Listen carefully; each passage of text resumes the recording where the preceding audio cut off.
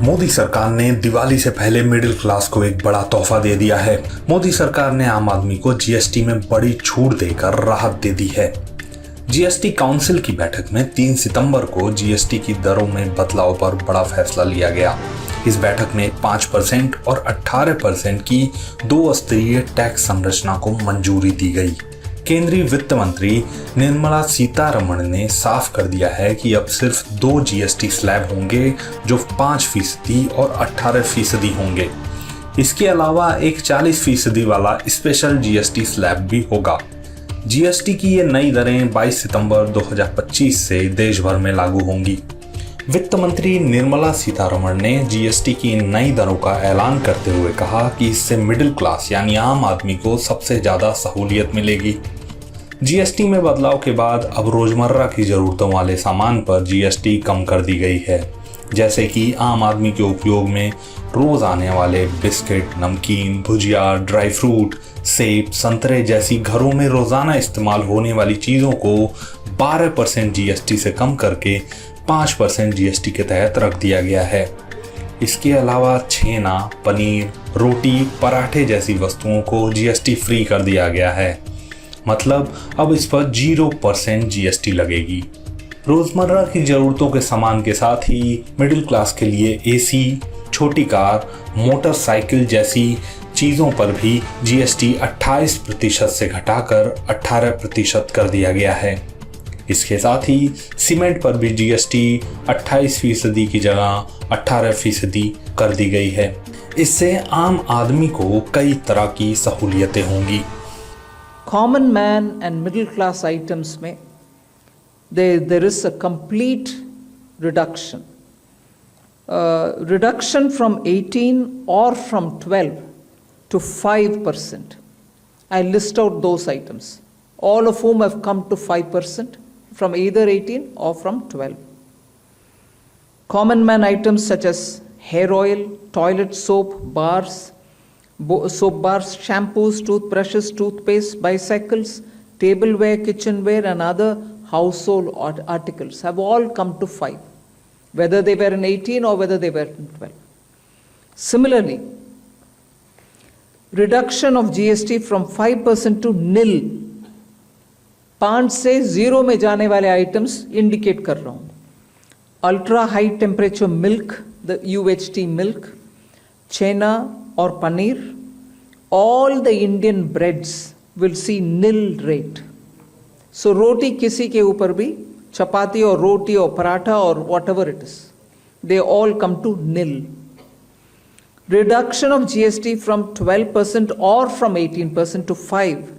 इसमें food items बहुत सारे हैं, नमकीन से भुजिया है, सॉसेस है, पास्ता है, इंस्टेंट नूडल्स है, chocolates, coffee, preserved meat, cornflakes, butter, ghee, ये सब 5% में आ रही है। फिर रिडक्शन फ्रॉम 28 टू 18%। इसमें मिडिल क्लास के एस्पिरेशंस मीट करने वाले बहुत सारे चीज़ हैं। Air conditioning machines, TVs which are over 32 inches, all TVs now at 18%. I want to underline, all TVs are now at 18%. Dishwashing machines, small cars, motorcycles equal to or less than 350 cc are all now coming to 18. Agriculture goods such as tractors, agricultural, horticultural and forestry machines for soil preparation or cultivation, harvesting or threshing machines, including straw or fodder balers, grass or hay movers, composting machines, etc., are all coming down from 12 to 5%. Reduction of GST from 12 to 5% on 12 specified biopesticides. Also from 12 to 5 is natural menthol. So किसान के लिए, उनके products के लिए जो वो उपयोग करते हैं, उन सब में it has come down. Again from 12 to 5, handicrafts and also labor intensive sectors. What are they? Handicrafts, marble, travertine blocks, granite blocks, intermediate leather goods, ये सब 5 में आ रही है। Reduction of cement from 28 to 18, क्योंकि घर बनाने में मिडिल क्लास के लिए सीमेंट इतना आवश्यक है, इसीलिए 28 it has come down to 18. Health related items, 33 life saving drugs and medicines, and they all come down from 12 to 0.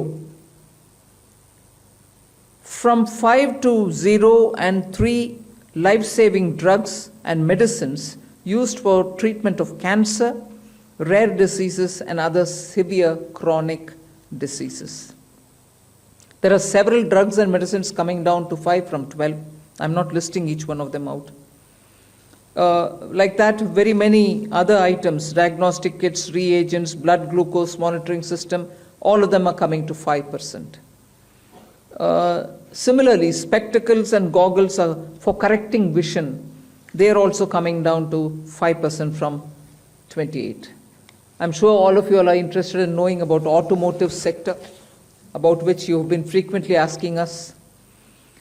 From 28 to 18% on small cars and motorcycles which are equal to or below 350 cc. Reduction of GST from 28 to 18 on buses, trucks and ambulances. Uniform rate of 18% on all auto parts, irrespective of the HS code. 3-wheelers from 28 to 18 again. आम आदमी को इसके साथ ही insurance में भी बड़ी राहत मिली है। हेल्थ और टर्म इंश्योरेंस कराने वाले लोगों के लिए सरकार ने बड़ी राहत देते हुए इसे जीएसटी मुक्त कर दिया है। Insurance services from 18% currently will go into 2-3 different categories. I'll say that to you. Exemption of GST on all individual life insurance policies. Whether term life, ULIP or endowment policies and reinsurance thereof, to make insurance affordable for common man and increase the insurance coverage in the country. Exemption of GST on all individual health insurance policies, including family floater policies and policies for senior citizen, and reinsurance thereof to make insurance affordable for the common man and increase the insurance coverage in the country. सरकार की ओर से मिली इस राहत पर सुनिए आम लोगों ने क्या कुछ कहा। वित्त मंत्री निर्मला सीतारमण द्वारा दिवाली के पहले देशवासियों के लिए एक बड़ा तोहफा अनाउंस किया गया है। जीएसटी में आए बदलाव से आम नागरिकों के जीवन में कितना फर्क पड़ेगा, यही समझने के लिए हम आर्थिक राजधानी मुंबई शहर में कई लोगों से संवाद करने यहाँ पहुंचे हैं। सबसे पहले जो यहाँ पर हमारे साथ जुड़े हैं सज्जन, ये एक फाइनेंशियल कंसल्टेंट हैं, यानी इकोनॉमी के काफी सुलझे हुए जानकार हैं। सर, आपसे समझना चाहेंगे इस पूरे स्लैब चेंज को आप कितना पॉजिटिवली देखते हैं, या लग रहा है कि इससे कितना ज्यादा डीप इम्पैक्ट पड़ेगा? ये बहुत अच्छा मूव है गवर्नमेंट का, क्योंकि इससे इकोनॉमी का जो हमारा चक्का है वो थोड़ा सा रुक गया था। कंजम्पशन जो था, आप अगर पिछले 1 या 2 साल से देखेंगे, वो रुका हुआ था। तो अब हम एक्सपेक्ट कर रहे हैं कि वहां पे एक अपटिक आएगा। जैसे फॉर एग्जांपल, अगर आप एयर कंडीशनर देखेंगे, आप टेलीविजन सेट देखेंगे, वहां पे प्राइसेस कम होंगे, वो मोर अफोर्डेबल होंगे। तो सेकेंडली, अगर आप गाड़ियां देखेंगे, ट्रैक्टर देखेंगे, तो वहां की सेल्स में भी एक बूस्ट आना चाहिए। और जीएसटी का सीधा सीधा बेनिफिट कस्टमर को मिलेगा, अनलेस कंपनीज प्राइस इंक्रीज ना कर दें। सो गवर्नमेंट को ये चेक एंड बैलेंसेज रखने होंगे कि कंपनीज आके अपने कॉस्ट ना बढ़ा दे, प्राइस ना बढ़ा दे।